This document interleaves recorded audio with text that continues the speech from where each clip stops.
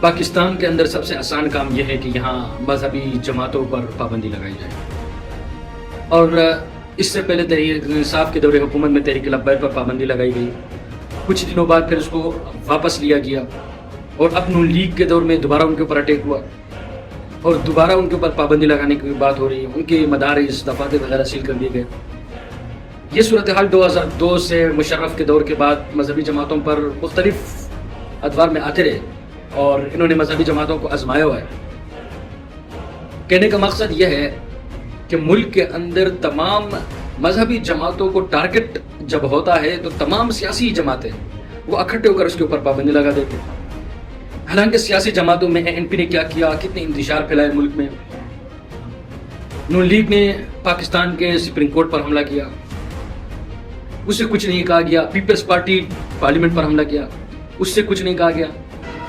تحریک انصاف کئی دنوں سے جو ہے وہ احتجاج کر رہے، اور کتنے لوگ ان کے احتجاجوں میں مارے گئے، عوام کے، پولیس کے، لیکن ان کے اوپر پابندی لگانے کی بات نہیں ہو رہی۔ مذہبی جماعتوں کے اوپر ٹارگٹ کیا جا رہا ہے۔ اس کی وجہ یہ مذہبی جماعتوں کا آپس میں تقسیم ہونا ہے۔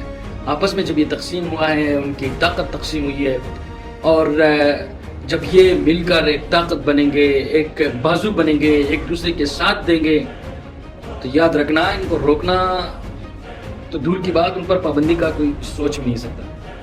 اس کی وجہ یہ ہے کہ یہ جب تقسیم در تقسیم ہوئی ہے، چھوٹی چھوٹی مسجدیں، چھوٹی چھوٹی دکانیں سب نے بنا لی ہے، تو ان کی طاقتیں تقسیم ہوئی ہے، اسی لیے ان کے اوپر یلغار کرنا آسان ہو چکا ہے۔